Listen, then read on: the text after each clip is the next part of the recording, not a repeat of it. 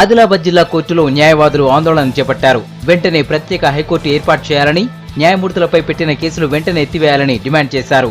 తెలంగాణ ఏర్పడి 2 ఏళ్లు దాటినా ప్రత్యేక హైకోర్టు ఊసెత్తడం లేదన్నారు.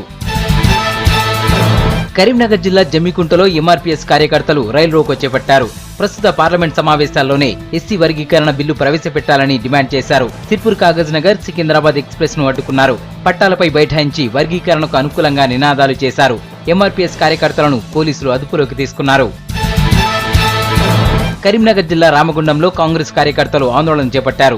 ఎల్లంపల్లి ప్రాజెక్టు నీళ్లు కరీంనగర్ కు ఇవ్వకుండా మెదక్కు తరలించిపోతున్నారని ఆరోపించారు. రోడ్డుపై బైఠాయించి ధర్నా చేశారు. కరీంనగర్ జిల్లాకు నీళ్లు సరఫరా చేసిన తర్వాతే మెదక్కు అందించాలని డిమాండ్ చేశారు.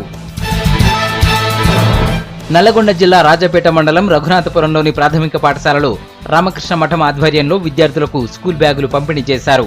విద్యార్థులను ప్రైవేట్ స్కూళ్లకు కాకుండా ప్రభుత్వ బడులకు పంపాలని కోరారు. రామకృష్ణ మఠం పీఆర్ఓ స్కూల్లో అవసరమైన సేవలను సాధ్యమైనంత వరకు అందిస్తామన్నారు. యాదాద్రి జిల్లా ఏర్పాటు, ఆలేరు, భువనగిరి నియోజకవర్గాలకు గోదావరి జలాలు రప్పించాలని కోరుతూ 1,00,000 సంతకాల సేకరణ పూర్తి చేశారు. టీడీపీ సీనియర్ నేత మోత్కుపల్లి నరసింహులు 10,000 పోస్టు కార్డులపై చేపట్టిన సంతకాలను యాదాద్రి లక్ష్మీనరసింహస్వామి పాదాల దగ్గర పెట్టి ప్రత్యేక పూజలు చేశారు. సంతకాలు పెట్టిన పోస్టు కార్డులను సీఎం కేసీఆర్ కు పంపారు. మెదక్ జిల్లా చిన్నశంకరంపేట మండలంలో అభివృద్ధి కార్యక్రమాలకు శంకుస్థాపన చేశారు. డిప్యూటీ స్పీకర్ పద్మా దేవేందర్ రెడ్డి కొత్తగా నిర్మించిన అంగన్వాడీ భవనం, ప్రాథమిక ఉన్నత పాఠశాల భవనాలు ప్రారంభించారు. నిజామాబాద్ జిల్లా బాన్స్వాడలో శేఖర్ కమ్ముల డైరెక్షన్ లో వస్తున్న ఫిదా మూవీ ప్రారంభోత్సవంలో క్లాప్ కొట్టారు మంత్రి పోచారం శ్రీనివాసరెడ్డి. బాన్స్వాడలో మొదటిసారిగా తీస్తున్న ఈ మూవీ సూపర్ హిట్ కావాలన్నారు పోచారం. ఈ మూవీని దిల్ రాజు ప్రొడ్యూస్ చేస్తున్నారు. వరుణ్ తేజ్, సాయి పల్లవి హీరో హీరోయిన్లుగా నటిస్తున్నారు.